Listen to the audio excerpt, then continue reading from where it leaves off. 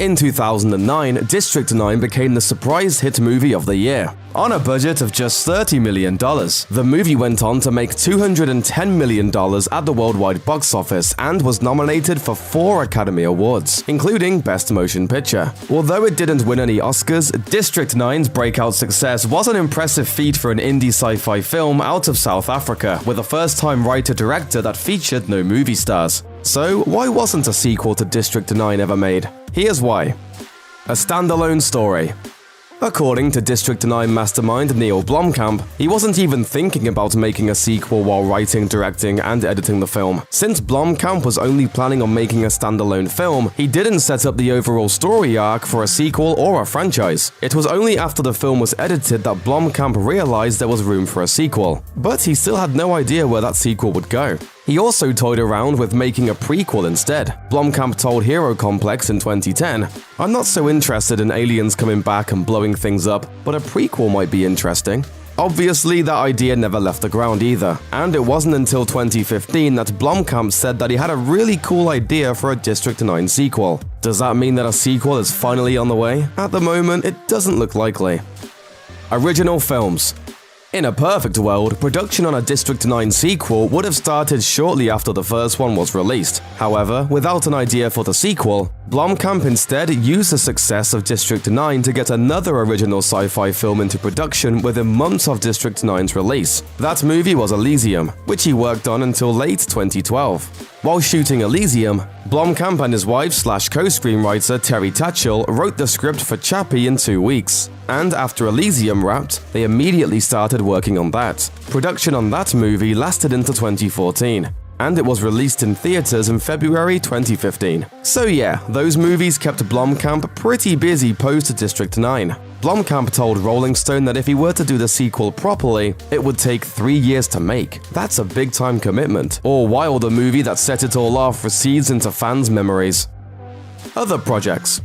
Chappie was released in May 2015, and although there hasn't been much news about the director since then, Blomkamp has definitely been busy. In April 2017, Blomkamp revealed on Twitter that he would be making experimental short films for the video game platform Steam. That's a big change from big-budget sci-fi flicks. Although at this point in his career, it's certainly less risky than taking a chance on a sequel to District 9. Blomkamp was also briefly attached to direct a 5th entry in the Alien series, going so far as to release tantalizing unofficial concept art on Instagram, but unfortunately, that project probably isn't happening. In 2017, Blomkamp tweeted the awful truth: the chances of his Alien movie ever moving forward are slim, echoing an earlier tweet that the movie was set aside pending the success or failure of Alien Covenant. That doesn't mean that Blomkamp's blockbuster days are over. After all, this wouldn't be the first time Blomkamp has bounced back after being sidelined on a high-profile film project. Originally, Blomkamp was picked by Peter Jackson to direct a movie based on the Halo video game franchise. When Halo fell through, Jackson agreed to produce District 9 based on Blomkamp's 2006 short film Alive in Joburg. In other words, the fact that Blomkamp hasn't made a movie for several years now doesn't mean that a District 9 sequel will never happen, although it seems to be getting less and less likely. Sharlto Copley is busy too. Although he looks different at the end of the film, Sharlto Copley is the face of District 9. In his breakout role as a delightfully clueless bureaucrat, the South African actor wowed international audiences and launched his Hollywood career. But I don't trust it. You know, I don't trust anything that... Oh, you're right, bro. Vickers, you're right, eh? After Chappie, Copley's third collaboration with Neil Blomkamp, the actor went on to star in the PlayStation series Powers and the action thriller Free Fire. As busy as he is though, Copley has made it clear that he'd gladly reprise his role if a District 9 sequel ever materialized. Hard to follow up?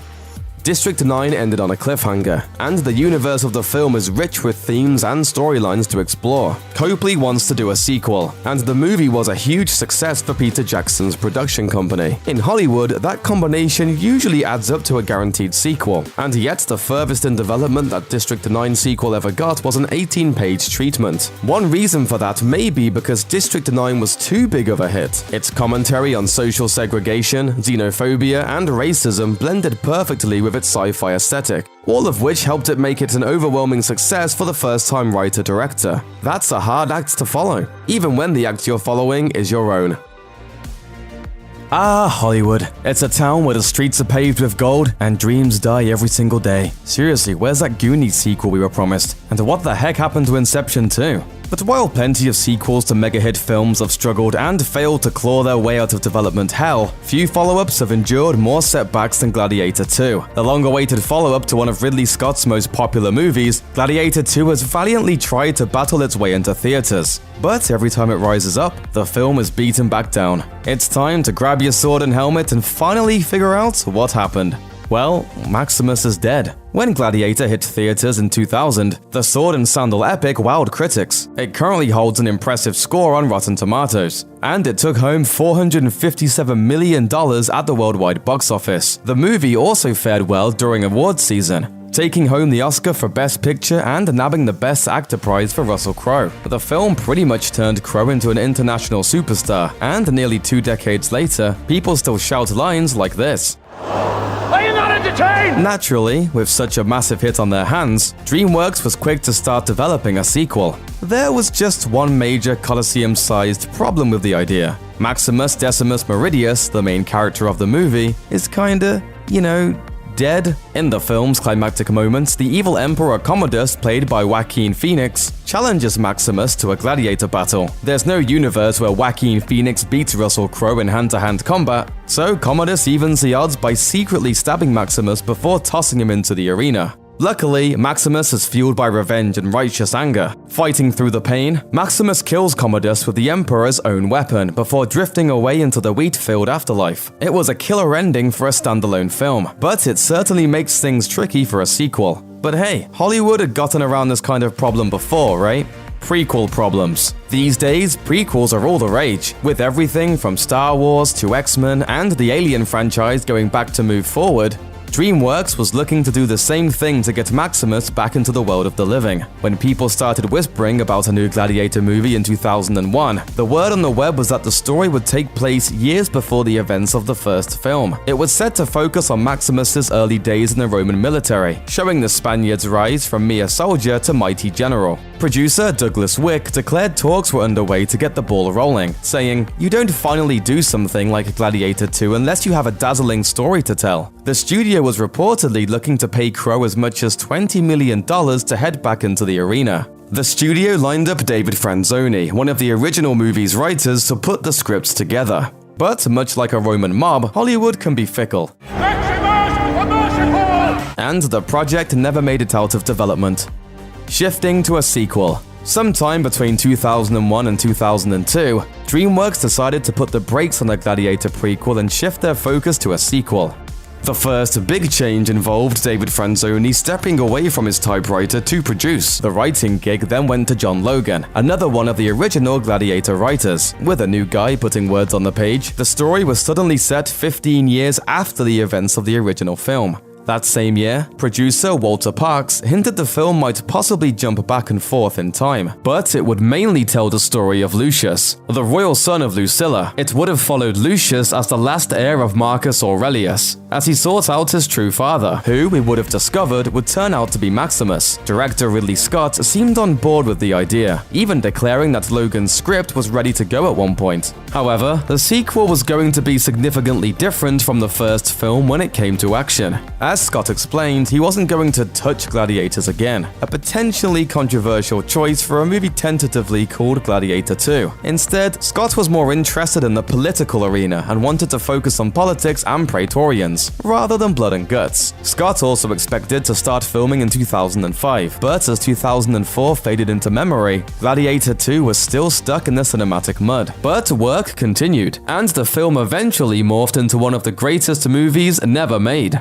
Nick Cave's Christ Killer. If you've ever heard a Nick Cave song, then you know the Australian artist is basically an old-timey prophet armed with a guitar. His songs are brutal, apocalyptic, and spiritual in an Old Testament sort of way, and you get that same vibe watching the movies he's been involved with over the years. Cave has composed music for films like Hell or High Water and The Assassination of Jesse James by the coward Robert Ford. He's also written scripts for movies like Lawless and The Proposition. With that kind of cinematic mind, it's not surprising that Russell Crowe saw potential in Cave's fire and brimstone brain, asking Cave to write the screenplay for Gladiator 2. What is a bit surprising is how absolutely insane the script turned out to be. Cave didn't disappoint when it came to figuring out how to follow up Maximus's death. The project was titled Christ Killer and would have opened in the afterlife, with Maximus realizing he's dead. Unfortunately, there's nary a wheat field in sight, and his wife and child are nowhere to be seen. Eventually, the Gladiator comes face to face with the dying gods. The decrepit deities make a deal with Maximus, promising to guide him to his family if he'll kill a god who's gone rogue, one who's betrayed the Roman faith and now professes belief in the one true god. As Maximus agrees to do their dirty work, he eventually winds up on Earth, several years in the future. After returning to the real world, he discovers little Lucius has grown up to be a savage soldier, one with a bad habit of violently murdering Christians. Maximus eventually takes a stand with the persecuted Christians, leading an army against the Roman legions, but after his victory, he's cursed to go through time as an immortal, fighting in countless wars and popping up in every conflict from the Crusades to Vietnam.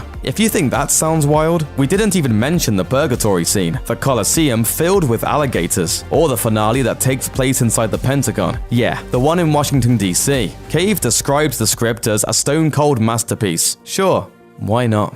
Not over yet. It's been pretty quiet the past decade, but Ridley Scott still hasn't given up on Gladiator. In March of 2017, Scott said he does know how to bring him back, in reference to Maximus. So, never give up, right? Maximus wouldn't.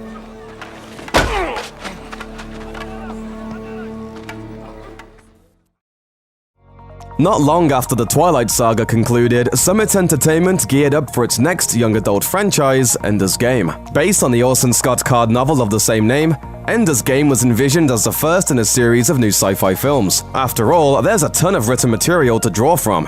But the series got canned long before its completion. Here's why we never got to see an Ender's Game sequel. Box office bomb. Hollywood is a business. People tend to forget that sometimes. Studio executives would love to make whatever movies they want, but they have to make sure they'll make their money back, and then some. So when Ender's Game grossed a mere $125.5 million worldwide, against a production budget of $110 million, that showed Lionsgate that audiences weren't willing to put up with an Ender's Game franchise. Variety called it one of the biggest box office bombs of the year. With that kind of response, few studios would be willing to jump onto a sequel. Boycott. There are countless reasons why a movie would flop at the box office, but for this particular film, an argument can be made that Orson Scott Card's views on homosexuality and the legalization of same-sex marriage led a number of people, especially those who are on the fence about seeing Ender's Game, to boycott the movie altogether. It's impossible to say how much of an impact the boycotts had on the movie's box office take, but there's no denying that in a politically charged climate, any negative press against a film like Ender's Game couldn't have helped. Budget constraints. Budget constraints are an ordinary occurrence in Hollywood, but it's almost never a good thing when it happens. For instance, 20th Century Fox kept the budget low for James Mangold's Logan because the director and Hugh Jackman wanted the film to be rated R. While that ended up working in their favor, a studio usually constrains a movie's budget if it doesn't seem like the film will be as successful as initially hoped. That rings true for the would-be Ender's Game sequel. The first movie had a production budget of $110 million, a fairly typical amount for a sci-fi flick, but the sequel might have seen that number dip below the $100 million mark. Director Gavin Hood originally wanted to film the first and second movies back-to-back, but Lionsgate wasn't up for that much of a gamble. Hood said, "It's a pity on many levels because that cast was all there. The sets are all there. We should have shot the two movies back-to-back." A tired trend. Before superhero movies fully took over Hollywood, each studio was attempting to launch its own young adult franchise to snag some of the success of Twilight, The Hunger Games, and Harry Potter. Some were successful, but most weren't. And at this point, young adult adaptations are a tired trend that audiences no longer seem interested in paying for. Beautiful Creatures flopped, as did The Mortal Instruments, and even initially successful YA franchises like the Divergent series suffered insanely diminishing returns. Young adult adaptations can be successful if budgets are kept low, and if the movies are marketed properly. Unfortunately, every studio wants to believe they're sitting on a gold mine, so they go full steam ahead with the first installment, which, in the case of Ender's Game, leaves little room for expansion in the sequel. Aged out. As Gavin Hood explained to Hyperbole, The proposed film sequel to Ender's Game would have been based on Ender's Shadow, which takes place concurrently with the first book. So if the studio really wanted to adapt that story, it would have made more sense to film back-to-back as Gavin Hood originally wanted to. Several years have passed, and now Asa Butterfield and Haley Steinfeld are far older than their preteen characters in the books. Butterfield has starred in several other young adult-oriented movies, such as Miss Peregrine's Home for Peculiar Children and The Space Between Us, while Steinfeld is branching out in movies like the Pitch Perfect series and The Edge of 17. It makes no sense to continue the series at this stage. Then there are the bigger actors like Harrison Ford, Ben Kingsley, and Viola Davis. With Ford returning to his iconic characters in recent years, he would be a difficult person to nail down for the young adult sequel. To get all these people together again would likely require more money than Lionsgate would be willing to cough up. TV spin-off. Even if Lionsgate and the cast were to consider a sequel, could the studio afford it? Hood made no secret about having difficulties obtaining enough money for Ender's Game. If he was having trouble getting $110 million in 2013, he's not going to be able to get enough money now. And remember, there are several novels continuing Ender's story, and even more in the Shadow and Formic War series. With so much material, the franchise could work better as a television series instead of a feature film franchise. Hey, it worked out pretty well for Game of Thrones. In fact, shortly after the movie released in theaters, Variety reported that the studio was considering a TV spin-off instead of a sequel. Since there were issues getting the necessary money for the first movie, and it didn't do so well at the box office, it makes sense for the studio to look at other options. Unfortunately, there haven't been any updates on the TV front since that report in 2013. So, who knows if it'll ever happen. Sinister is one of the better big-budget horror movies in recent memory, and nobody was surprised when this Blumhouse film got the sequel treatment in 2015. But since then, there hasn't been so much as a whisper about a third chapter. Instead, it looks like the whole Sinister series has been abandoned in favor of other franchises. Why does sequel-happy Hollywood want nothing more to do with Bagul and his box of haunted videos? Let's roll the tape. Sinister 2 didn't make enough cash. Producer Jason Blum knows a thing or two about getting a series off the ground. He's the man who made one-off movies like Paranormal Activity, Insidious, and The Purge into successful multi-film franchises. But when asked about the prospect of a third Sinister movie during a Facebook live chat in 2016, Blum was brutally honest, saying, "We didn't do well enough with Sinister 2. Not enough people went to see Sinister 2 to make Sinister 3, which is really sad." If you're wondering what sad looks like in terms of cold hard numbers, the original Sinister made $77 million on a $3 million budget. The sequel, which cost more than 3 times as much to make, brought in only $52 million. Critics tore the second film apart. So why did audiences not latch on to Sinister 2 the way they did for the original? Not to be blunt, but probably because it was a bad movie, at least according to critics. Wesley Morris of Grantland summed it up best, writing, "There comes a point when you have to say no to these horror sequels. There's no skill or idea visible anywhere, just the sound of money being sucked from your pockets." And he wasn't alone. Even critics who liked the first Sinister movie thought this one was cheap, unbelievable, and most of all, unnecessary. The sequel botched the best part. Like the first movie, Sinister 2 centers around a series of snuff films, each involving the grisly murder of what appears to be an entire family. And in the first film, these sequences were so disturbing that it kind of felt like we shouldn't even be seeing them, which made it a highly effective horror movie, if not the source of a few recurring nightmares. But in Sinister 2, the murder films looked more like crudely shot B-movies, screened with a bargain bin horror soundtrack that took them over the line from creepy to cheesy. With the scariest part of Sinister effectively ruined by the sequel, it's no surprise that Hollywood preferred not to unbox any future home videos from Bagul.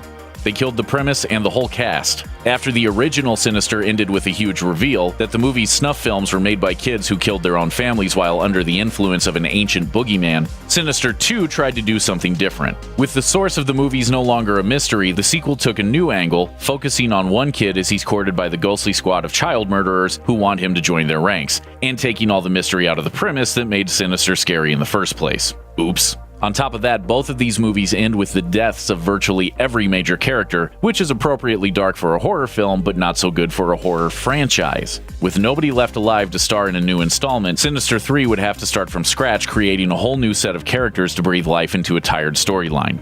The monster is a boar. This is a problem that started with Sinister and never got fixed. Bagul is more than just an unpronounceable name, he's a lousy character too. Some cultures believed that it lived in another realm, reachable only by ritual or sacrifice. whatever that means. Both movies identify Bagul, also known as the Boogeyman, as an otherworldly being who exists to corrupt innocent children. But as the antagonist of a major horror franchise, we never really get to know Bagul, his hopes, his dreams, his reasons for dressing up like a low-rent Michael Jackson impersonator. Sure, he makes for a good jump scare, but without a compelling villain to shape the franchise around, making more Sinister movies would be a chore, especially when competing series like The Conjuring are trotting out fresh, interesting monsters with legitimate backstories on the regular. The original director has moved on. Sinister director Scott Derrickson doesn't do generic horror, and he's especially good at translating classic subject matter into something freshly terrifying.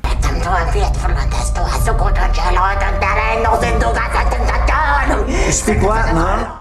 That would make him the perfect person to get this spooky series back on track, if only he had the time for it. But Derrickson let someone else take the reins when it came to directing Sinister 2, and by the time the sequel hit theaters, he was already on to bigger things, specifically the Marvel movie Doctor Strange, which catapulted him into a whole new world of big-budget, high-profile projects. Between adapting Bong Joon-ho's Snowpiercer into a TV series, and probably helming the inevitable Doctor Strange sequel, Derrickson has plenty on his plate, and he isn't likely to waste his energy trying to bring small-budget Bagul and his squad of killer kiddos back from the dead, or wherever they are. So when it comes to more Sinister sequels, it looks like the hero from Sinister 2 gets the last word. It's over, Zach. You're not making him a film. Based on the series of popular Saturday Night Live sketches about metalhead Wayne Campbell and his shy best friend Garth, 1992's Wayne's World was a smash hit and a cultural phenomenon. It spawned catchphrases galore. Swing! Swing! And put Queen's Bohemian Rhapsody back on the pop charts. The respectable Wayne's World 2 was released in 1993, and that was just about it from Wayne and Garth. Will there ever be a Wayne's World 3? Here's an extreme close-up on why it will never happen. Get the net. Sequel slump. Paramount Pictures, the studio behind Wayne's World, presumably lost a lot of interest in a third installment after taking a look at the box office receipts for Wayne's World 2. While it certainly has its funny and memorable moments, it didn't quite capture the magic of the original. Critics thought it was fine, but not as good as the first Wayne's World, and it only made $47 million at the domestic box office, which was far less impressive than the original's $121 million take. No stairway. Denied. It all added up to a lack of evident demand for Wayne's World 3, and Hollywood wasn't going to put up the tens of millions of dollars required to make it happen. Sister slowdowns. After the phenomenal success of Wayne's World, a slew of full-length movies based on Saturday Night Live sketches and characters were released, and not one of them managed to come anywhere near the box office bucks the first Wayne's World earned. Coneheads, It's Pat, Stuart Saves His Family, Blues Brothers 2000, A Night at the Roxbury, Superstar, and The Ladies' Man were all SNL-inspired duds that made a combined total of $111 million in theaters, less than Wayne's World amassed by itself. The subgenre died until 2010, when Will Forte's MacGyver send-up MacGruber hit theaters, and bombed. So, overall, there just hasn't been much of a demand for movies based on sketches people can watch at home for free, and that includes more Wayne's World. Getting busy. The late 90s or early noughts would have been the right time to strike quickly with another Wayne's World movie, but Mike Myers was simply too busy with other projects. After Wayne's World 2, Myers regrouped and came up with another over-the-top irresistible character, Austin Powers, a British spy straight out of a candy-colored 60s British spy movie. Yeah, baby! The first movie in the series, Austin Powers International Man of Mystery, was a modest hit, but built up such a huge home video following that the 1999 sequel, Austin Powers, The Spy Who Shagged Me, made more than $200 million at the box office. The third movie, 2002's Austin Powers and Goldmember, did even better, making those movies along with voicing the main character in the Shrek series and taking roles in films like 54 and Mystery, Alaska, didn't leave a lot of time for Myers to do much else. Family Feud. The success of Austin Powers can be partially blamed for why there was never a third Wayne's World movie. The character of Dr. Evil parodied several James Bond villains, particularly the similar-looking Blofeld of You Only Live Twice. But his clipped speaking voice, distant demeanor, and some physical mannerisms, including extending his pinky finger while talking, may have also been inspired by Dana Carvey's around the studio impression of their old SNL boss, Lorne Michaels. That thing. Yeah. And then, when I saw Mike do it, I did kind of go, That, along with other issues, drove a wedge between the two actors, who didn't speak for years as a result of their tiff. Happily, they've since made up and have appeared at Wayne's World screenings and on SNL together. Health matters. Carvey wasn't physically available to make Wayne's World 3 when it would have most logically entered production, sometime in the mid to late 90s. Nor was he able to do much work at all. He had some major health problems. Experiencing chest pains, Carvey went to a doctor, where it was discovered that blood wasn't properly flowing to his heart. Hey, come here. Look at this x-ray. Your heart looks like a pig's ass. Look at that thing. Carvey underwent several operations to correct the disorder, including a botched operation where his doctor fixed the wrong artery, but has since made a full recovery. Not interested. Probably the biggest reason why Wayne's World 3 has never happened is that Mike Myers doesn't seem to want to do it all that much. In 2008, Myers and Dana Carvey appeared as Wayne and Garth at the MTV Movie Awards, leaving many fans to wonder if a third big screen outing was in the offing. But Myers said he did it mainly to get caught up with his old friend Carvey. 3 years later, Carvey hosted Saturday Night Live and brought in Myers for a Wayne's World sketch. That reportedly sparked something in Myers, because in 2012, sources reported that he'd written a screenplay for Wayne's World 3, but Myers' team sent out a notice to refute it all, claiming he hadn't completed a script, nor was he even working on one. Myers and Carvey played Wayne and Garth again for the SNL 40 special in 2015. It sparked movie rumors that Myers good-naturedly shrugged off. When asked by the Canadian press if there were more Wayne's World films in the future, he said he was open to the idea, but that we shouldn't hold our breath, explaining, "It would be an interesting examination of Wayne at 50. I don't know what it would look like, but the idea of it makes me laugh, and Dana and I had a blast at the 40th anniversary, so I don't know."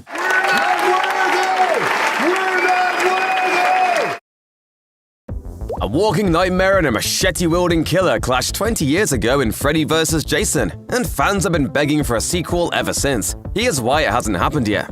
The Nightmare on Elm Street and Friday the 13th franchises were both popular, profitable series in the 80s and 90s. Freddy's last film was almost a decade earlier, and the previous Jason flick had been a flop. So when Freddy vs. Jason landed in 2003, combining them into a crossover film, it re-energized both characters and wound up pulling in the highest box office gross for both franchises. With an estimated $116 million haul on a $30 million budget, it was a huge moneymaker, and you'd think that it would have led to a second crossover. Unfortunately, attempts to get a Freddy vs. Jason sequel have been stalled for years. It wasn't helped by the fact that both franchises opted to reboot their respective series, with a new Friday the 13th arriving in 2009, and a remake of Nightmare on Elm Street a year later. Neither were successful enough to warrant follow-ups. At the same time, the movie rights to Jason and the Friday the 13th series were soon caught in a complicated legal web that has never been cleared up. Attempts to make a sequel to Freddy vs. Jason went further than just pairing up the two villains for a second bout. However, looking for a fresh spin, the studio tried adding a third character, and it seems that they settled on one in particular. Ash Williams from Evil Dead, played by Bruce Campbell, the chainsaw-wielding warrior, would have matched up well against the machete and claws of Jason and Freddy. The idea actually stems from an Easter egg in Jason Goes to Hell, where a copy of the Necronomicon from Evil Dead is implied to be responsible for Jason's power. According to a sci-fi interview with that film's director, Adam Marcus, he was, quote, setting up a mythology that Jason's mom wanted her son back so badly that she reads from the Necronomicon and brings about the resurrection of her son. As a result, the notion to cross all three franchises together seemed like a natural fit. Unfortunately, getting the rights to both Freddy and Jason was hard enough, but wrangling Evil Dead on top of it proved nearly impossible. Bruce Campbell, meanwhile, wasn't all that excited about the concept, and eventually he walked away. He said on Reddit, "I'm not real interested in crossovers. One of the main reasons why Ash vs. Jason vs. Freddy did not come to pass is because we couldn't control any other character other than Ash. That felt like a creatively bankrupt way to go." This guy's behind everything. Wow, there's an overstatement. Say what? As the rumors of a three-way battle with Ash in a sequel gained steam, the film's director, Ronnie Yu, addressed the gossip in 2004. Speaking to Creature Corner about the possibility of merging the three franchises, he said, "That's something that the studio came up with. They asked me and all the fans wanted me to do it as well. So I said, yes, show me the script. I would definitely do it. They're still working on the script. I haven't seen anything." Sadly, Yu's jab at the long development time was frighteningly prescient, and nothing has yet to come of it some 20 years later. And he's not the only one who's been frustrated by the lack of movement. The original film's writers Damian Shannon and Mark Swift are still holding out for a sequel to come to fruition. In 2020, they tweeted, "We still want it to get made." As for the cast, Freddy actor and star Robert Englund expressed his regret that they didn't do a sequel while chatting with 2Fab in 2020. He said, "I think that remakes were rushed. I know the remake on A Nightmare on Elm Street was premature. We should have done another Freddy vs. Jason film and then waited. They should have waited for 5 or 10 years. As we've already discussed, one of the reasons a sequel hasn't come yet is that both franchises have since seen clean slate reboots. New actors were brought in, with Jackie Earle Haley putting on the striped sweater to play Freddy and future Swamp Thing actor Derek Mears donning the hockey mask as Jason. Though the 2009 version of Friday the 13th did okay-ish at the box office, neither film got a sequel of its own. But one of the ideas thrown around by fans is to essentially do what both franchises did in 2003. They want to create a crossover mashup movie to re-energize both series at the same time. Recent wild rumors and fans' desires aside, there's some logic to the notion. Even if it's unlikely that we'll get Ash Williams, a battle between the rebooted killers could be a winning idea with the right script, a solid director, and perhaps some legacy actors from both franchises returning to make a splash. In fact, during a 2008 conversation with MTV, Derek Mears even said he'd love to do a Freddy vs. Jason sequel. Although at the time, Jackie Earle Haley hadn't been publicly announced for the Nightmare reboot yet, and Mears was saying how he'd love to throw down against Robert Englund. I've been away from my children for far too long. Unlike most sequels stuck in development hell, we know a lot about what the sequel to Freddy vs. Jason would have been about. That's because in 2004, Bloody Disgusting actually published a screen treatment on their website for all to see. It was a version that incorporated Ash Williams, and it begins where Army of Darkness and Freddy vs. Jason left off. Ash is searching for the Necronomicon. The town of Crystal Lake has been redeveloped, and Jason's house where the book resides is to be torn down. According to the treatment, Freddy is clinging to life inside Jason's mind, and the film opens with Laurie Campbell and Will Rollins returning to Crystal Lake to make sure both villains are truly dead. After a frightening quick kill sequence, we meet our heroes, a group of teens working at a new S-Mart, the store where Ash works, built in the new Crystal Lake. But when Jason learns of the Necronomicon, he plans to use it to free Freddy from his mind and resurrect his mother. He's not the only one who knows the book is in Crystal Lake though, and Ash has arrived to find it too, leading him into a showdown with both Freddy and Jason, with the help of his fellow S-Mart employees. Ultimately, Freddy vs. Jason vs. Ash would have turned the two villains into reluctant allies while sending in Bruce Campbell's Ash to stop them both. Unfortunately, one of the biggest reasons that a sequel hasn't happened to this point is that actor Robert Englund, the only man to portray Freddy Krueger until 2010, is no longer interested in playing the character. I won't don the fedora or strap on the claws again because I'm just a little too old. Englund doubled down on this in 2023, telling Variety, "I'm too old and thick to play Freddy now. I just can't do fight scenes for more than one take anymore. I've got a bad neck and bad back and arthritis in my right wrist, so I have to hang it up, but I'd love to cameo." However, the horror actor did suggest that Kevin Bacon might make for a good Freddy, saying the way he moves might be perfect for the part. With all that said, however, if the screen treatment that had been leaked by Bloody Disgusting had ever been made, we know it would have starred Englund and Bruce Campbell, as well as Monica Keena and Jason Ritter, returning as survivors Laurie and Will. Keena even addressed the possibility recently while talking with the podcast Happy Horror Time, revealing that both she and Ritter had options for a sequel in their contract for the first film. Of course, it's also likely that Ken Kersinger would have reprised his role as Jason too, and he may even still be up for a return if somehow a Freddy vs. Jason follow-up could ever be made. He made this clear during an appearance at a panel during the Spookala horror convention in 2022, saying, "If they ask me to do that, I'll be very happy to come back."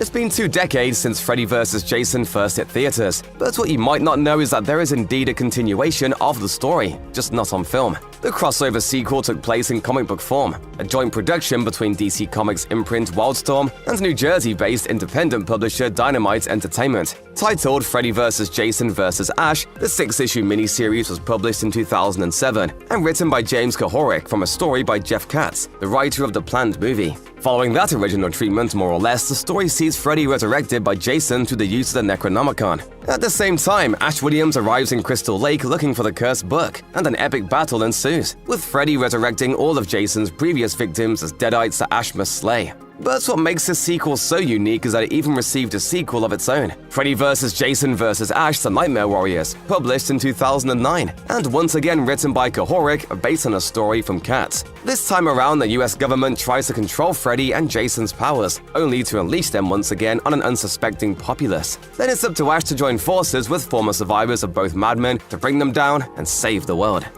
Given that Freddy vs. Jason brought together 2 iconic horror franchises, it makes sense that it amassed a bigger audience than either had achieved alone. Even after 20 years of frustration, fans are still hoping that they'll finally get a chance to see Freddy and Jason together again. The only thing to fear is fear himself. Over on Change.org, a petition to get a Freddy vs. Jason sequel collected signatures from thousands of supporters who were hoping to get Hollywood's attention. While nothing came of it, it did show just how passionate the movie's fans are. Likewise, over on Reddit, Freddy vs. Jason vs. Ash often pops up in discussions of horror sequels fans still want to see, and it remains a hot topic of conversation to this day. Even the press is still in love, with articles, podcasts, and websites continuing to publish discussions that ponder the possibilities of a Part 2 even decades later.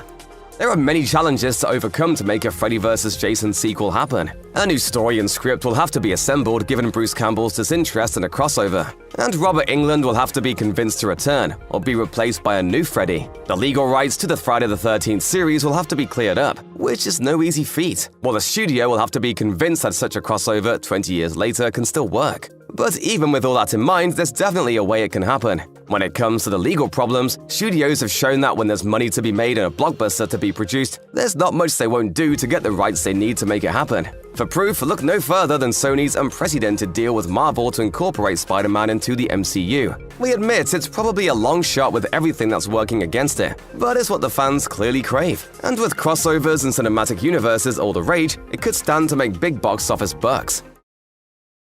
There have to be more tombs out there in need of raiding, so why didn't 2018's Tomb Raider ever lead to another adventure? You can thank Amazon for that. Tomb Raider was one of the hottest video game series of the 1990s, centering on Lara Croft, a relic hunting adventurer. The first film adaptation of the Tomb Raider franchise was Angelina Jolie's 2001 adventure flick. It earned a healthy $273 million at the box office, a solid take for a turn-of-the-millennium action movie, and enough to get a sequel quickly greenlit. In 2018, the baton was passed to Alicia Vikander's Tomb Raider reboot, and it earned almost the exact same amount, yet there's been no follow-up since. But the reason why is more complicated than ticket sales. A sequel was in the works for a 2021 release, but it quickly hit a snag with the outbreak of COVID-19 in early 2020, just as things were apparently ramping up.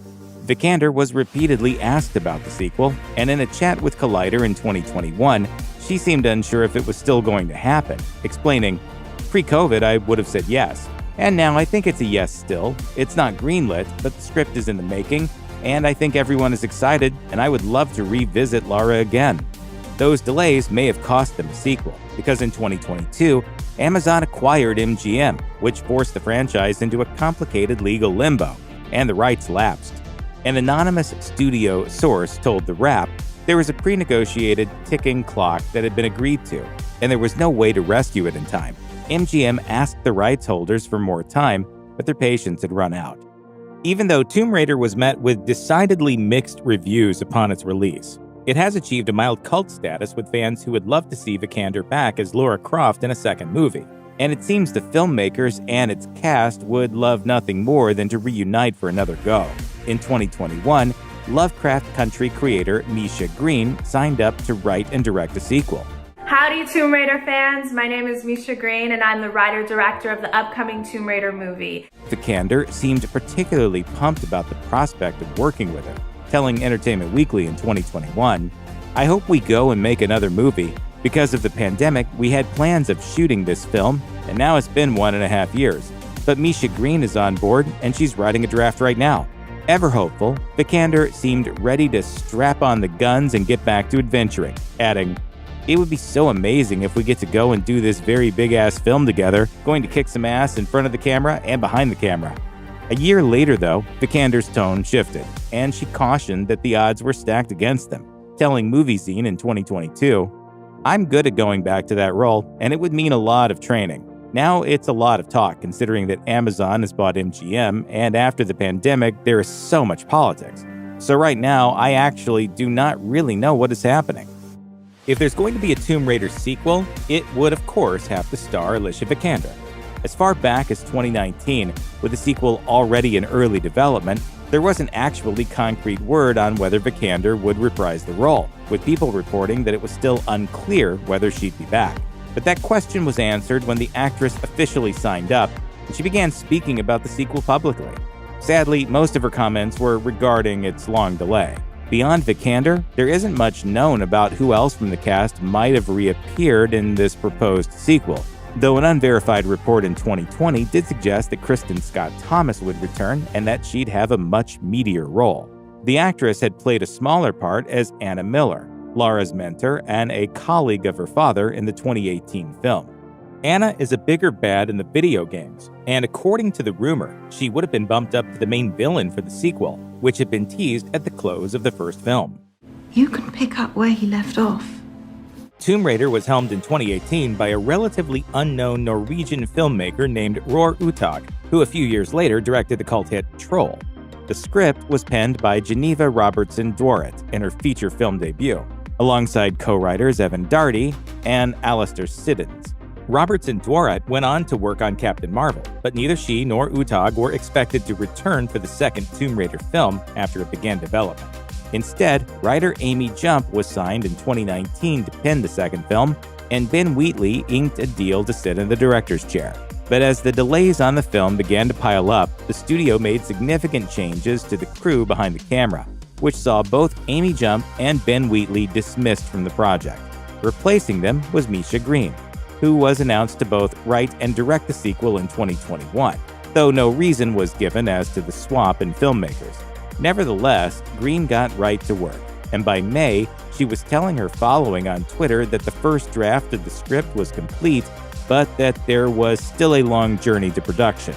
Long, in this instance, was a hell of an understatement. You might as well tie a stone to your foot and jump off the boat now. Though it took more than a year after Tomb Raider was released before the studio was ready to commit to a sequel, they finally did put the wheels in motion in 2019. In fact, rumor has it that the Tomb Raider sequel came fairly close to beginning production.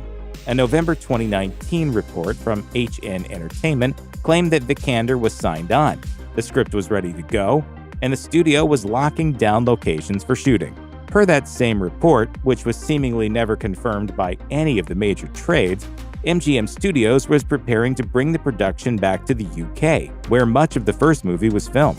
Warner Brothers' Leavesden Studios was even said to be the place where they would set up shop for the sequel before it all fell apart. What's known for a fact is that this version of the movie was supposed to start shooting in early 2020, although pandemic-related shutdowns forced the project to be put on hold, and then its release date was taken off the calendar altogether. It wouldn't be until 2021 that it got back up and running.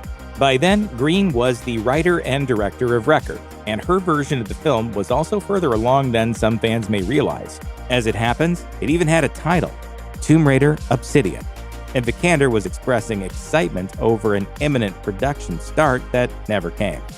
Nobody but those involved know what the sequel would have been about when it was under the stewardship of writer Amy Jump and director Ben Wheatley. However, some word has trickled out over the years of what might have happened in the version written by Green, cobbled together from various tidbits that leaked during its development and after the film was shuttered. In addition to talk that Kristen Scott Thomas would return in a bigger role as the main villain of the film, audiences also got a brief glimpse of some of the action in late 2022, when storyboard artist Jake Lunt Davies posted a series of images that he'd created for the project on Twitter. What they revealed didn't give away too much of the plot, but they did showcase a pulse-pounding sequence that may have kicked off the story, with a daring attack on Croft Manor carried out by shadowy agents. Given the ending of the 2018 Tomb Raider and the rumored larger role for Anna Williams, it's possible this raid was orchestrated by Lara Croft's mentor, sparking a quest that would take her to various locations to get to the truth. If there's anything still standing in the way of a direct sequel to 2018's Tomb Raider, it isn't the pandemic, problems with the script, or scheduling with the actors. Instead, it's the fact that a reboot to the franchise was announced in early 2023. This stems from MGM's loss of the rights following their acquisition by Amazon, with an apparent bidding war taking place for the chance to start from scratch. Blockbuster news shaking Hollywood this morning. Amazon buying MGM Studios for $8.5 billion. The winners of that bidding war were, of course, Amazon, who quickly announced grand plans for a total reboot of the movie with a new actor taking over for Vikander. The deal was a big one for the streaming service, which includes much more than just the rights to make a feature film. And while numbers weren't announced, The Hollywood Reporter suggested it only fell a little short of their gargantuan deal for The Lord of the Rings, The announcement came on the heels of the news that Amazon would be getting into the video game publishing business, and it would be putting out the next Tomb Raider console game from developer Crystal Dynamics. Details at this time are still sketchy, with no writer announced for the film, let alone a director or star. But that doesn't mean that Amazon hasn't started work on the project, and they have, in fact, made bigger plans that could see an explosion of Tomb Raider across multiple media platforms. After snagging the rights to a Tomb Raider adaptation, the folks at Amazon have revealed they'll be crafting a big-screen reboot. But that isn't all. The film will be just one part of a larger tapestry, and they have plans to turn the franchise into a full-fledged cinematic universe. To make that happen, they have announced that a Tomb Raider TV series is in the works as a streaming original, with plans for the show and film to be tightly integrated with both each other and the already announced video game relaunch. Even more exciting is that spearheading the effort behind the scenes will be Phoebe Waller-Bridge, the three-time Emmy Award-winning creator and writer of Fleabag, star of Indiana Jones and the Dial of Destiny, and co-writer of the 2021 James Bond film No Time to Die. According to the trade, Waller-Bridge will write the series, but is unlikely to be involved in the film. And while many fans may have jumped to the conclusion that she might play Lara Croft too, that doesn't appear to be the case. One actor who has stepped up to volunteer for the title role is Michaela J. Rodriguez, who told Variety, "I would like to tackle a role like Lara Croft. I would love to do that because I have the badassness and sex appeal to make people love it. If not, I would also love to be Lara Croft's right-hand girl who gets just as much airtime and is right next to her killing it." With a cinematic universe on its way that will reboot the franchise with an all-new cast and crew, it might seem like a sequel to 2018's Tomb Raider has no chance of ever seeing the light of day. But if one steps back and takes stock of the Hollywood landscape, they'll see that a return to that universe isn't really far-fetched, and it could actually still happen, even if it's not anytime soon. After all, recent films like Spider-Man No Way Home and The Flash have seen the return of actors who audiences thought they'd said goodbye to decades ago, with both Tobey Maguire and Michael Keaton returning as Spider-Man and Batman. Versus Angelina Jolie. That would be a cool film. And while there's very, very little chance that Amazon would use a multiverse gimmick to have previous Lara Crofts meet, although that's what studios all seem to think the fans want, the idea of returning to the continuity of a previous movie even after a reboot isn't without precedent itself. The Terminator and Halloween franchises both did just that, after all. From the sounds of it, even star Alicia Vikander would still be up for reprising the role years down the line. Vikander told Variety in 2023, "For me, that was another one of those childhood dreams. To portray an action character was awesome and beyond what I ever thought I would do. And I think the physical part is something that I really enjoyed. So yeah, if another opportunity like that came again, I'll be interested." Okay, so maybe we'll never get to see Galaxy Quest 2, but by Grabthar's hammer, it will be avenged. Galaxy Quest is a rare breed of cult classic sci-fi comedy, one that still holds up more than 20 years after its release. David Mamet, for instance, famously included it alongside The Godfather and A Place in the Sun as one of the only flawless movies in existence. Even the most obvious targets of its biting satire hold the film in high esteem. George Takei once called it a powerful piece of documentary filmmaking. And Patrick Stewart claimed, "No one laughed louder or longer in the cinema than I did."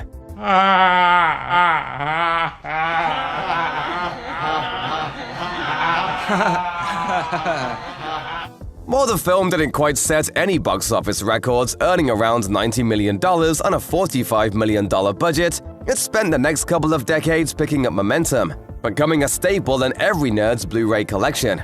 Considering that Hollywood has developed a perma-crush on nostalgia-based sequels, Galaxy Quest seems like prime real estate for a reboot, remake, or re-something. Asked by MTV News whether or not they'd come back for another round, Sigourney Weaver pointed out that she still has her costume, while Sam Rockwell simply said, "Yeah."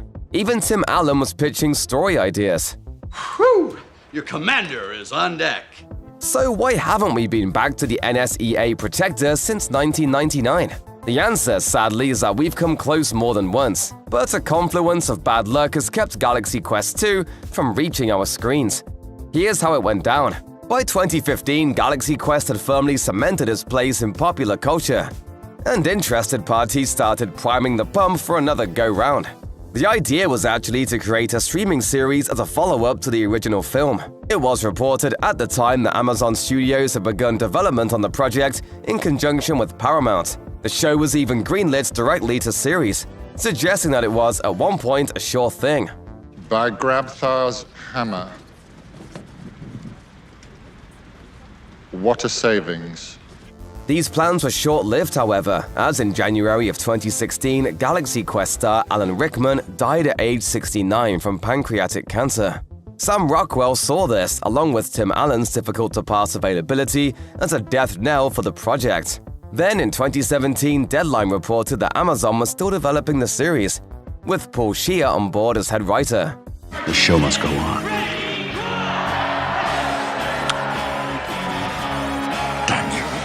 This incarnation was paused for what was initially supposed to be a year, reportedly the result of Paramount TV president Amy Powell's exit from her post. Word of a potential sequel eventually resurfaced in January of 2021, when Tim Allen stated that a new entry in the series was effectively in limbo. He told Entertainment Weekly, "We talk about it all the time. There is constantly a little flicker of butane torch that we could reboot it with." Translation: Never give up, never surrender.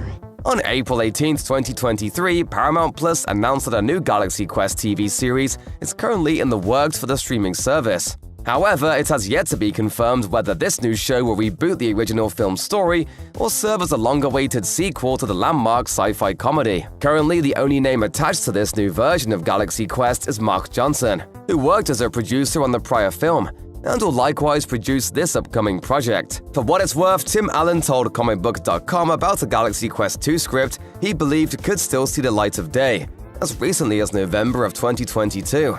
Nevertheless, with details on this new show so scarce, it remains unclear if Paramount Plus is finally realizing Allen's vision for a sequel or taking the franchise in a different direction entirely. A coming-of-age movie with a superhero twist, Sky High left a lasting impression on both kids and former kids.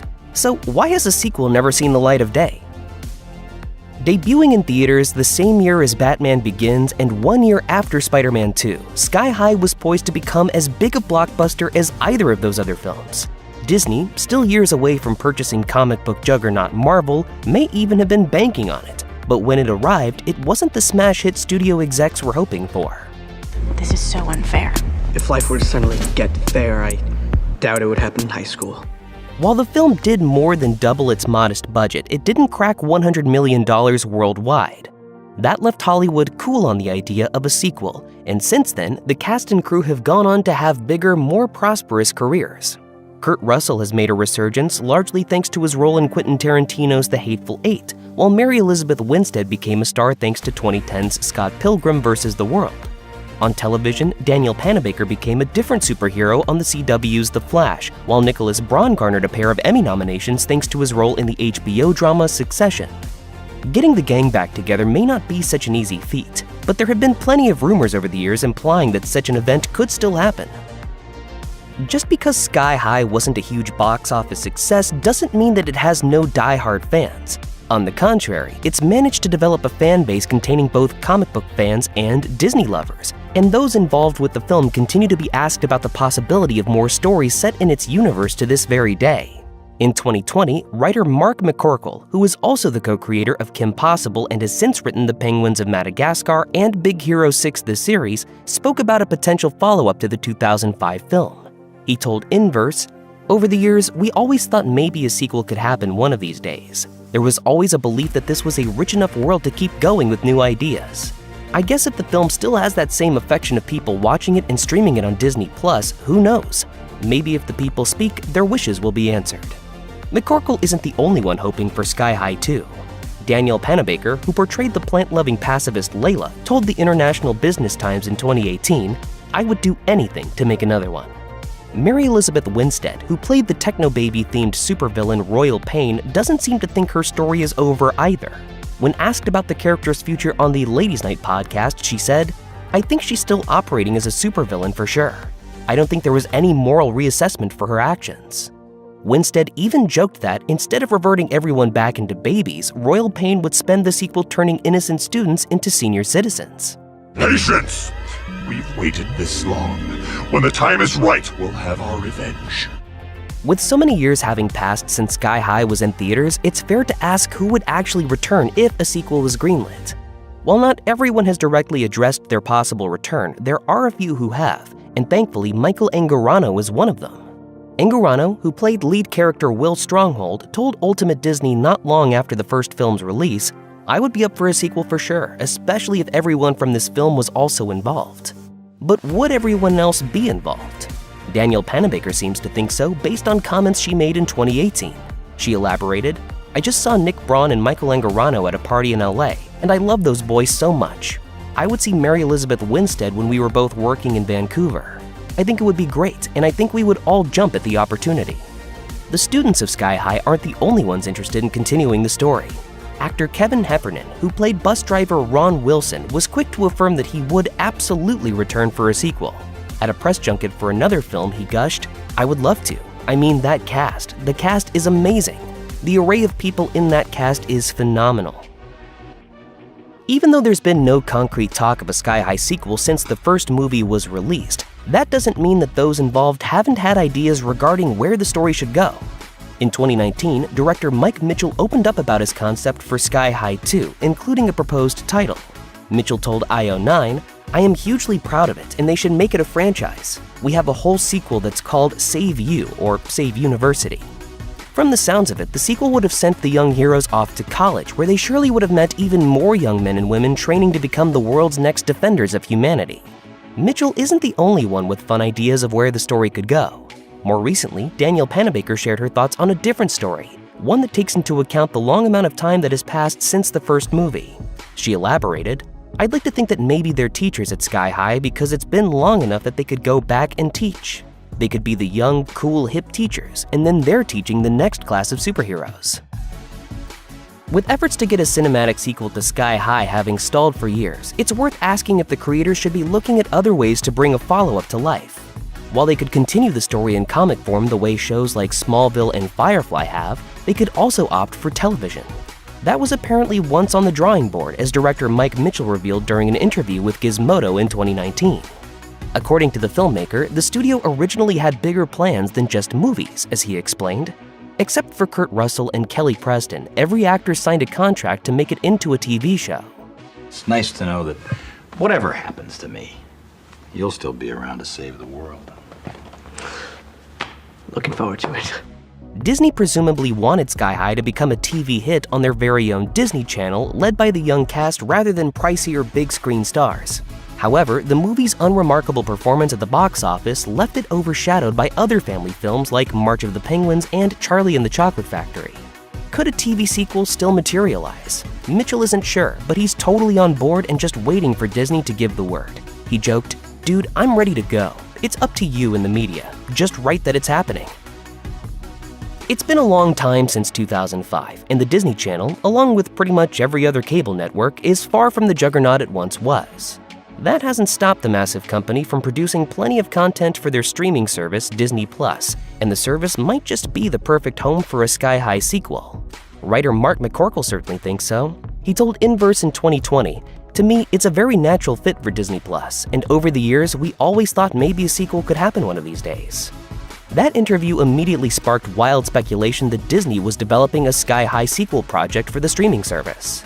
Even though nothing was ever confirmed and the rumors are still nothing more than rumors, it's not hard to imagine Sky High becoming a Disney Plus feature film series or episodic adventure. It could all happen on a relatively modest budget and would surely attract plenty of longtime fans. It may not have attracted lines of people around the block, but Sky High has become beloved by Disney fans for its bright, cheery tone and colorful, family-friendly action. Though many years have passed since the movie was released, enthusiasm for it and a possible sequel has never waned. On websites like Reddit and Twitter, fans of the original film express their love and call for a sequel nearly 2 decades later. In 2020, a petition to get a sequel up and running cropped up, complete with an idea on what it could be about. The fan proposed, 2020 marks the 15-year anniversary of the release of this smash hit, and we propose that the original cast and creators of Sky High reunite for a sequel depicting a high school reunion, featuring the characters we have all adored for well over a decade. Even though the petition didn't garner as much support as other fan-driven attempts to get movies made have, its mere existence demonstrates just how passionate Sky High fans are. When life gives you lemons? Make apple juice? Can't make lemons. I don't know what it is. Sky High may have been a little too far ahead of its time, striking when colorful superheroes were on their way out and darker, grittier superheroes were on their way in. It missed the era of the cinematic universe by a few years too, meaning that some may think that audiences have no interest in a Sky High sequel nowadays. But there's more reason to believe that the world needs a Sky High sequel now more than ever. In the last decade, superhero movies from Marvel and DC have gotten almost too popular for their own good, reaching a critical mass that has seen some audiences souring on their latest offerings. Marvel is engulfed in a complicated multiverse story, and their latest entries have been met with lackluster reception. Meanwhile, things got so bad for DC that they decided to reboot their cinematic universe entirely. Both have become so overwrought that, at times, it feels like all the fun has been sucked out of them. A Sky High sequel could be just the antidote. As Mike McCorkle said, Mike Mitchell had a vision of bright colors and it being friendly and upbeat. Sky High proved that you can be bright and colorful and still resonate with real human emotions. A throwback to a simpler era, a Sky High sequel could be the hopeful, optimistic, family-friendly superhero adventure that the movies have been missing. From a sudden car accident to a disgraced Hollywood producer, there are several shocking reasons why Kill Bill Volume 3 never materialized, and why there's a good chance it never will. Kill Bill Volume 1 is the only one of Quentin Tarantino's movies to get a sequel, so why hasn't it received a threequel? If you're looking for a simple answer, it's that Tarantino is waiting for his stars to grow up a bit. From the very beginning, Tarantino has said that his plan for a potential Volume 3 requires the actors from the original films to be at least 15 years older. Not just the adults like Uma Thurman and Daryl Hannah, but also child actors Perla Haney-Jardine and Ambrosia Kelly. The longer and more complicated answer is that Tarantino's style has evolved over the last 2 decades, and the projects he's made more recently look very different from Kill Bill. Death Proof, part of the 2007 double feature experiment Grindhouse, was the last of his films to have a certain Kill Bill vibe, mostly due to the performance of Thurman's stunt double Zoe Bell as a fictionalized version of herself. From 2009 onward, however, he moved forward with a very different series of revenge films, rewriting historical atrocities with Inglourious Basterds, Django Unchained, and Once Upon a Time in Hollywood. A focus on the literary rather than the visionary has consumed Tarantino's output in the last decade, from the drawing room drama of The Hateful Eight to his novelization of Once Upon a Time in Hollywood. As his self-imposed career clock is ticking down, it seems a strong possibility that another Kill Bill sequel just isn't something that interests Tarantino very much anymore.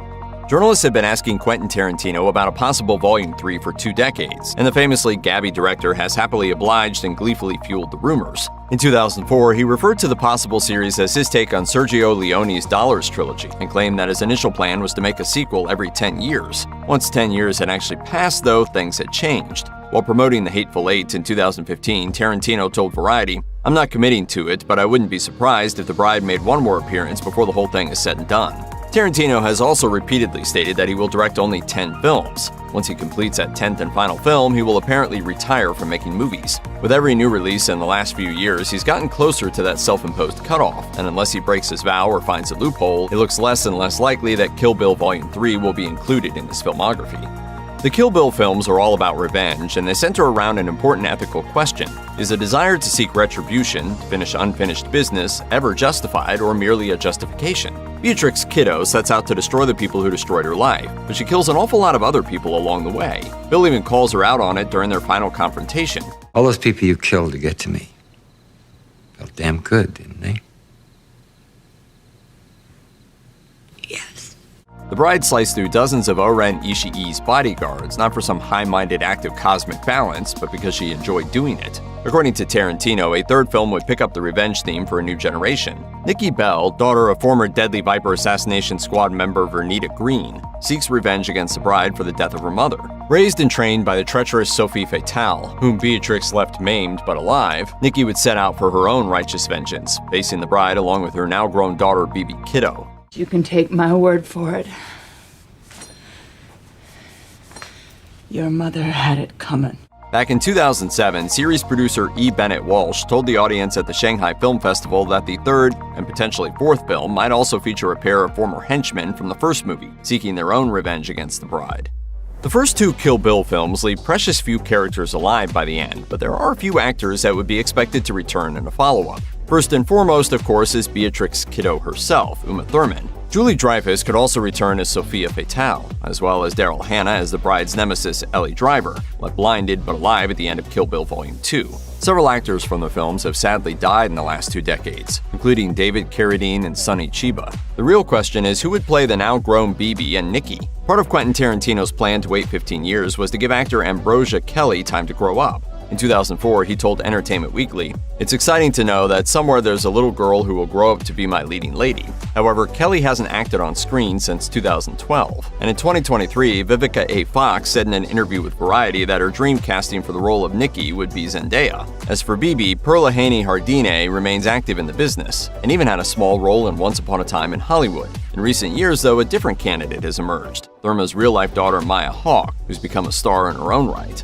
Quentin Tarantino has developed a routine company of sorts over the years, and for a while, Uma Thurman was not just a company player, but a muse and collaborator of the director. The two of them developed the character of the bride while working together on Pulp Fiction. After all, the Deadly Viper Assassination Squad sounds an awful lot like the crime-fighting team in Mia Wallace's TV pilot Fox Force 5. Fox as in we're a bunch of foxy chicks. Force as in we're a force to be reckoned with. And 5 as in there's 1, 2, 3, 4, 5 of us. However, Thurman and Tarantino have not worked together since Kill Bill Volume 2 came out in 2004, and more than a decade later, one of the possible reasons why came to light. In a 2018 profile in the New York Times, Thurman stated that Tarantino had coerced her into doing an unauthorized automobile stunt. Instructed to drive a convertible down a winding path in Mexico at 40 miles per hour, Thurman lost control of the car and ran off the side of the road, resulting in a concussion and damage to her knees. Footage of the accident was released online after the story dropped, footage which, according to Thurman, Tarantino had fought for years to keep private. In an Instagram post accompanying the profile, Thurman acknowledged that Tarantino finally allowed her to release the footage and said that he feels remorseful about the incident. Even after making amends personally, the two have yet to collaborate again.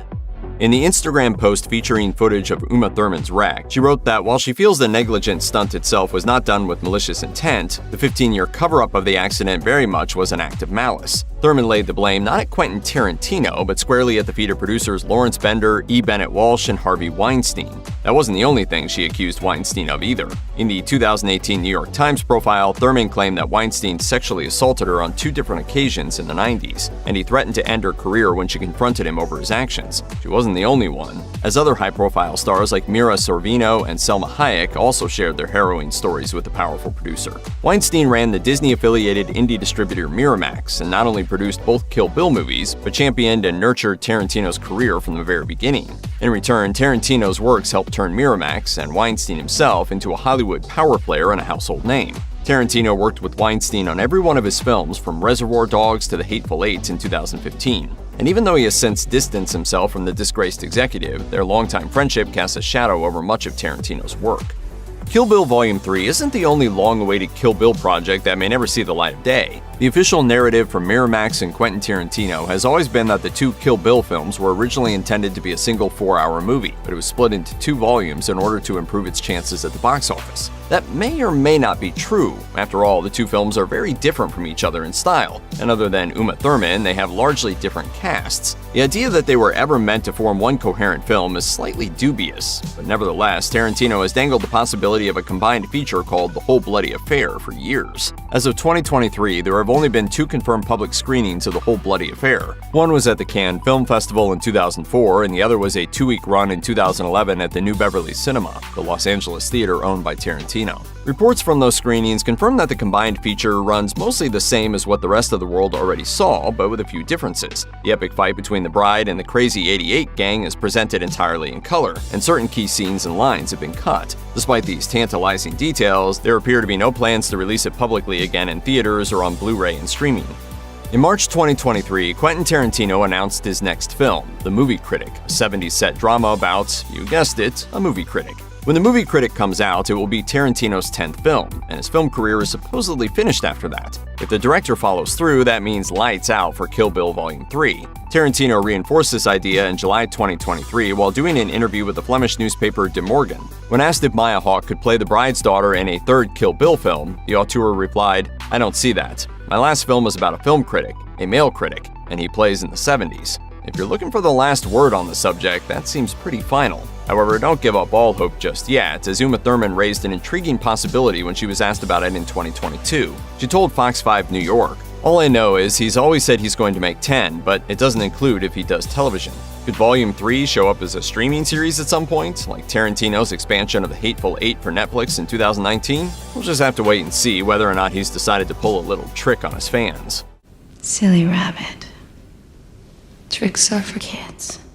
Even though rumors have circulated since 2004, it's been years since Kill Bill Volume 3 has had any significant movement. Maybe we actually will see it on the big or small screen at some point, with aged-up stars Perla Haney-Hardine and Ambrosia Kelly, or maybe Maya Hawke and Zendaya at each other's throats. Only time will tell at this point, but if the project never comes to pass, it will at least be in good company. Tarantino seems to enjoy talking about films he will never make as much as actually making films, and the last 3 decades are littered with would-be features that never grew beyond his imagination. For every Inglourious Bastards, there's a Double V Vega, which would have brought together John Travolta and Michael Madsen as their well-dressed Pulp Fiction and Reservoir Dogs characters. For every Once Upon a Time in Hollywood, there's a 60s set Casino Royale or an R-rated Star Trek sequel that sparks speculation and excitement before fizzling and fading away as he goes in a new direction.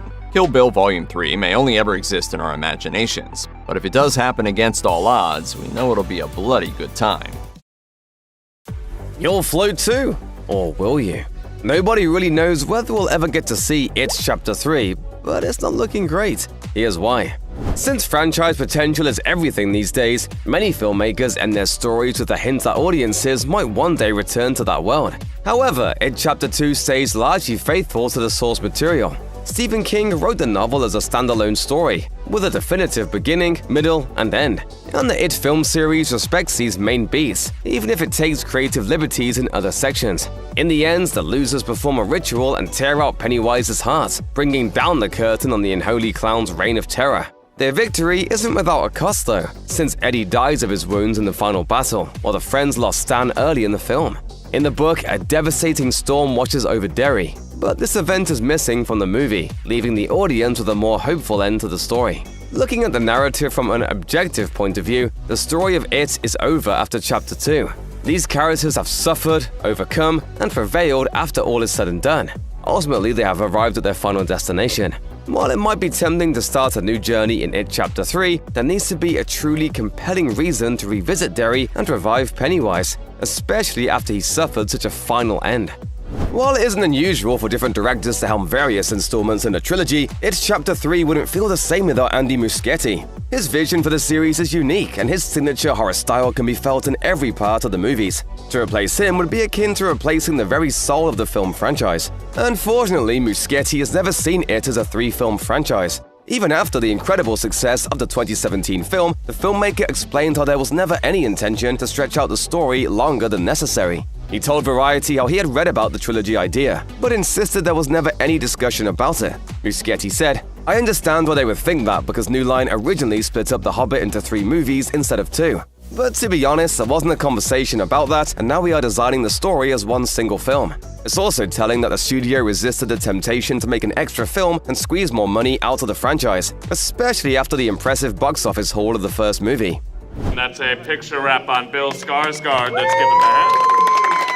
A return to Derry wouldn't be complete without the return of Bill Skarsgård as Pennywise. While there was initially some debate surrounding whether Skarsgård would do the character justice, no one can dispute the actor put his own menacing twist on Stephen King's infamous demon.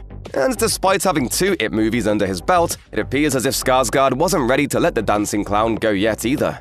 After the release of It Chapter 2, Skarsgård revealed to Joe Blow how he and Andy Muschietti had discussed the possibility of a 3rd film. Both of them acknowledged how it would need to be an entirely original story, since they had mostly covered the events of the novel. Skarsgård said, "There are a few ideas floating around. I feel like I've done what I can with the incarnation of Pennywise as we know of him, so I think it would be a cool idea to change up a few things. So without going into too much detail, there is a story that we're kind of excited about, but it's way too early to say. Who knows the story of It better than anyone else? The author of the novel, of course, Stephen King. While a continuation of it has never materialized in the literary world, the writer has shown he isn't afraid of returning to his former stomping grounds when inspiration strikes. Most recently, he released Dr. Sleep, the sequel to 1977's The Shining, 36 years after the original. Many fans wonder if he will give it the same treatment, especially taking into account Pennywise's place in pop culture's zeitgeist. Appearing on Bloody Disgusting's Losers Club podcast, King acknowledged how Pennywise is closely tied to his own legacy as a writer, even joking about how the clown will one day eclipse him. But that being said, he isn't itching to get back into this world.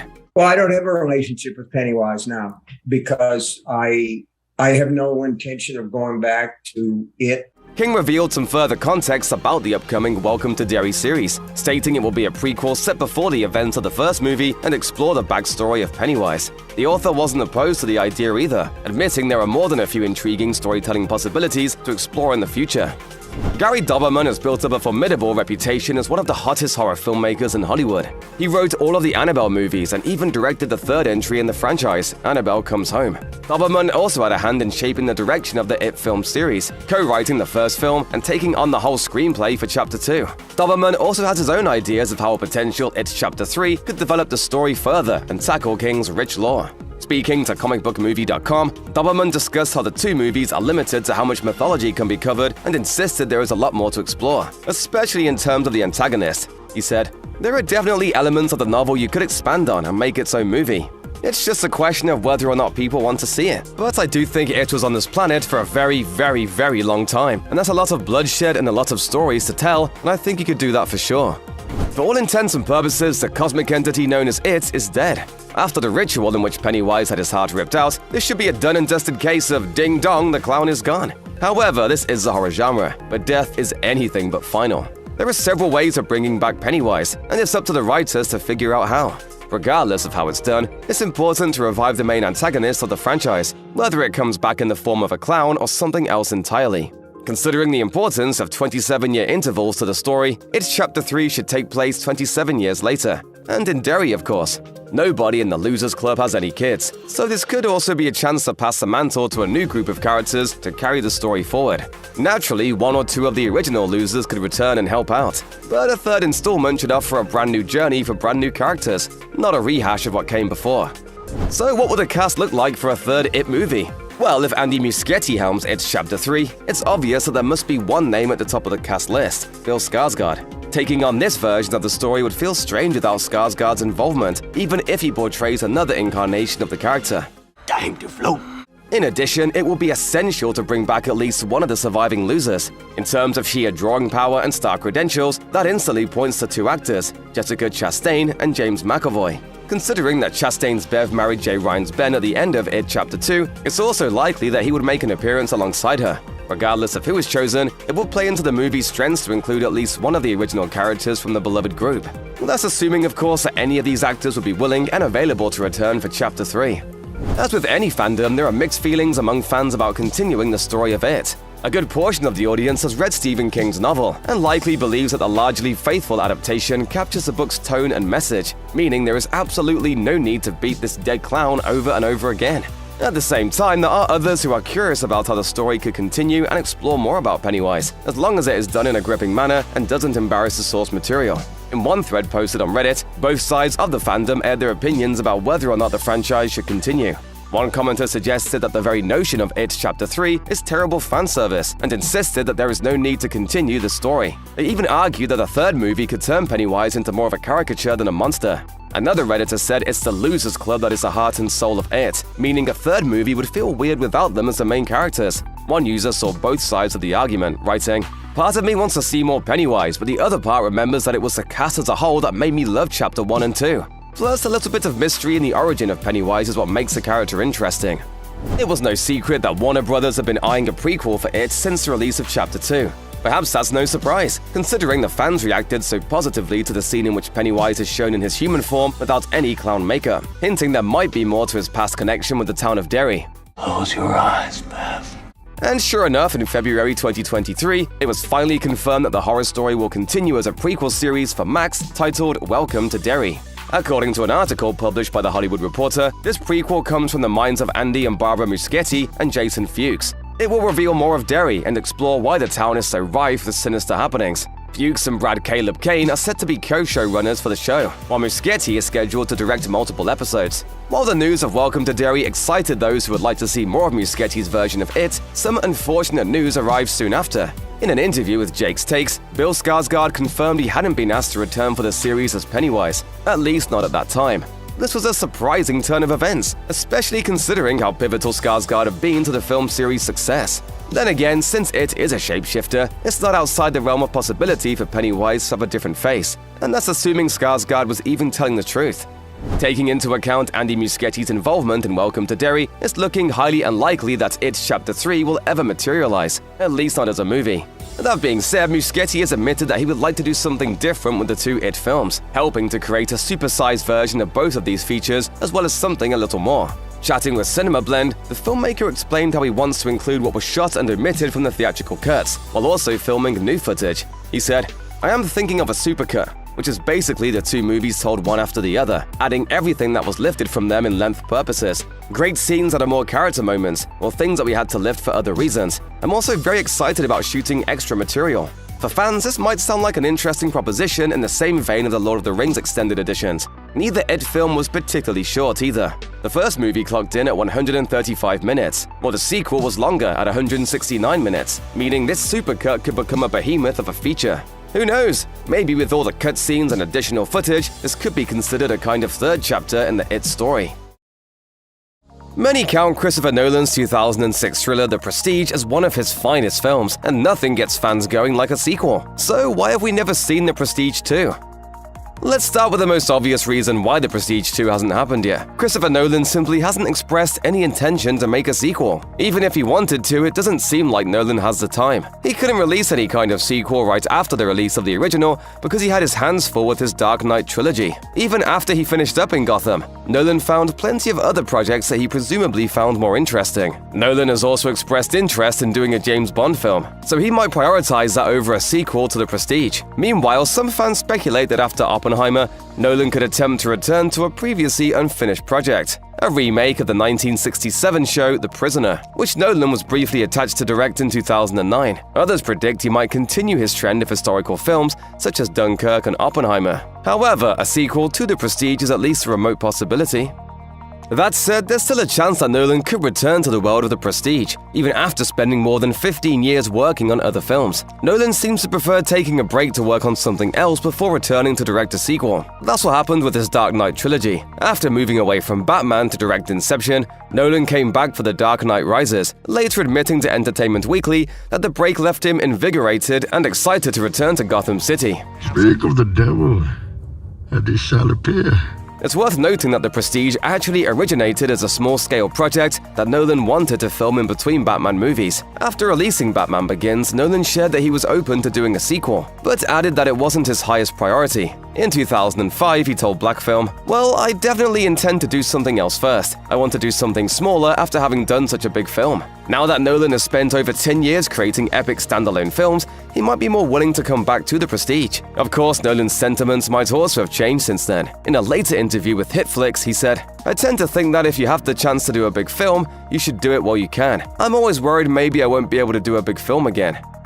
While there's still some hope that The Prestige 2 might one day come about, you probably shouldn't hold your breath. Judging by how the first movie ended, producing a sequel would come with some inherent challenges, especially if it were to live up to the original. For one, the absence of Hugh Jackman's Angier would make filming a sequel quite difficult. The rivalry between Borden and Angier sits at the heart of The Prestige. Yet with Angier presumed dead, any sequel would be missing that key element. And while the existence of all those clones could give Nolan a good excuse to bring him back, it wouldn't be easy to do this without seeming contrived. Nolan could also create a new character to face off against Borden. But Hugh Jackman left some pretty big shoes to fill in that regard. Here's another problem. We already know exactly how Angier and Borden perform their magic tricks. The ending of The Prestige already revealed these magicians' deepest secrets, which doesn't leave much to explore in the sequel. While it's possible that The Prestige 2 could unearth more of Borden's secrets or introduce a new character with their own, it would be difficult to top the reveal at the end of The Prestige. Like any good magic trick, a story is less interesting to watch when you already know how it's all pulled off.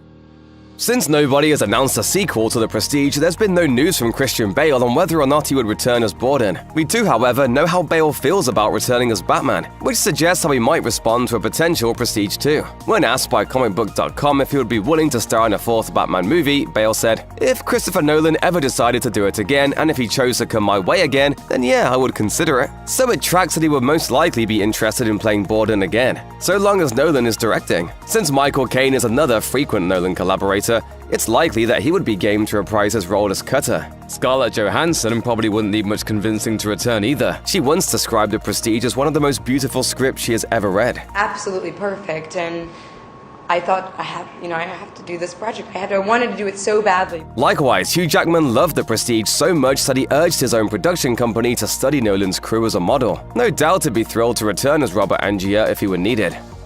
When developing The Prestige, Nolan begged David Bowie to accept the part of Nikola Tesla. He later told Entertainment Weekly, "I told him if he didn't agree to do the part, I had no idea where I would go from there." Now it's impossible to imagine the film without Bowie, and a sequel arguably wouldn't feel complete without Tesla either. Alas, we will not get to see him portray Tesla again, since Bowie died in 2016. Still, Nolan might figure out a way to create a sequel even without Bowie's presence. After all, Nolan managed to write a fitting conclusion to Batman's story without the Joker, and without making his absence obvious. Speaking about the fact that the Joker is barely mentioned in The Dark Knight Rises, Nolan told Empire, "That is something I felt very strongly about in terms of my relationship with Heath and the experience I went through with him on The Dark Knight. I didn't want to do in any way try and account for a real-life tragedy. That seemed inappropriate to me. So if Nolan does ever decide to make The Prestige 2, it seems unlikely that Tesla will have any part to play even off-screen." If The Prestige 2 ever comes to fruition, there are countless possible storylines it could explore. At the end of The Prestige, we saw Alfred Borden reuniting with his daughter and presumably retiring from the stage. But the sequel could well follow Borden as he returns to the magician's lifestyle once more. If Angier isn't coming back at all, another character from the first movie could easily step up to play an antagonistic role. Who better to cross swords with Borden than his former assistant Olivia? She knows most of his tricks after all. Meanwhile, Borden's obsession might lead him to all but abandon his daughter Jess, who would now be a teenager. Or maybe the hopes to train her as his assistant and eventual successor. There are so many paths a Prestige sequel could tread. Basically, anything could happen. John C. Reilly once said that he can't leave his house without being asked about a Step Brothers sequel, but fans expecting more silly shenanigans from Brennan and Dale are going to be disappointed. Here's why. Ever since Brennan Huff and Dale Doback resolved their differences, fans of Step Brothers have wanted to see more. Did we just become best friends? Yup! The 2008 box office hit re-teamed Talladega Nights stars Will Ferrell and John C. Reilly as immature grown men who still mooch off their parents and nearly destroy everyone's lives in the process. While everything ended happily, Step Brothers generated so many ridiculous scenes and memorable lines that it's almost inconceivable that a sequel never entered production. And you're not gonna not get Randy Jackson's autographs, right? I would have done the exact same thing. So why didn't Ferrell, Reilly, and director Adam McKay ever revisit Brennan Dale and their messy family dynamic over the last decade and a half? Well, after the success of Step Brothers, a follow-up film was actually in the works. But as McKay told Collider, Paramount Pictures asked him and Ferrell to make a different sequel, Anchorman 2. After filming that 2013 sequel, McKay and Ferrell decided they didn't want to do another Step Brothers anymore. McKay explained to the outlet, "I don't want to get into the sequel business too much."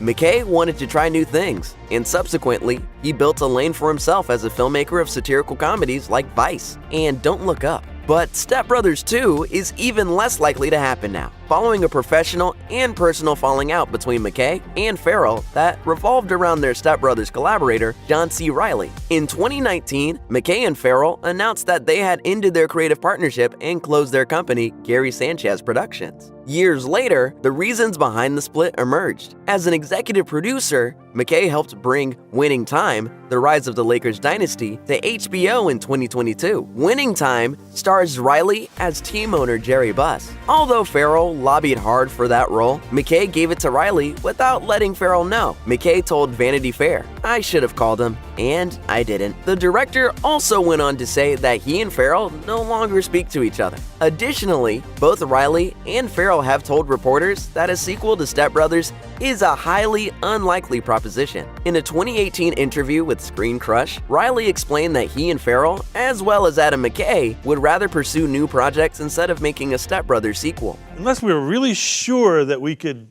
do a better version or improve on what it is, let's leave it alone. As for Farrell, he admits he's thought about a sequel but ultimately decided against it. The actor told Rolling Stone in 2017, "You have to resist the temptation. It's just tough because the things everyone wants you to do sequels of are special because there's not a sequel of it." But even though a Step Brothers 2 will probably never get made, Adam McKay said that he and his collaborators have already worked out a plot for a potential sequel. McKay told Collider, "We have a whole story, an outline that we're happy with." Although McKay didn't reveal any more information about the plot, Will Ferrell shared the fleshed-out premise for Step Brothers 2 with the New York Daily News in 2017. As Ferrell told the outlet, the sequel would have centered around Brennan and Dale moving into a retirement community with their aging parents, played by Richard Jenkins and Mary Steenburgen. So if a Step Brothers 2 was to ever happen, would the entire cast return? Well, seeing as the original film is a buddy comedy, it would be unthinkable to make a sequel without either Ferrell or Riley reprising their roles. Furthermore, while discussing possible plotlines for a sequel, both Ferrell and McKay mentioned significant roles for Brennan and Dale's parents. So this means Mary Steenburgen and Richard Jenkins would need to return as Nancy Huff and Robert Doback. Fortunately, Steenburgen told Screen Crush that she'd be happy to appear in a sequel. The Oscar winner told the outlet, "I would be there day one with the biggest smile on my face. I love those guys and the joy of working with them." Step Brothers also featured Adam Scott and Kathryn Hahn in supporting roles. Both actors would go on to find greater levels of fame on shows like Parks and Recreation and WandaVision. Filmmakers would certainly want their star power in Step Brothers too, so it's a good thing that Hahn is definitely on board.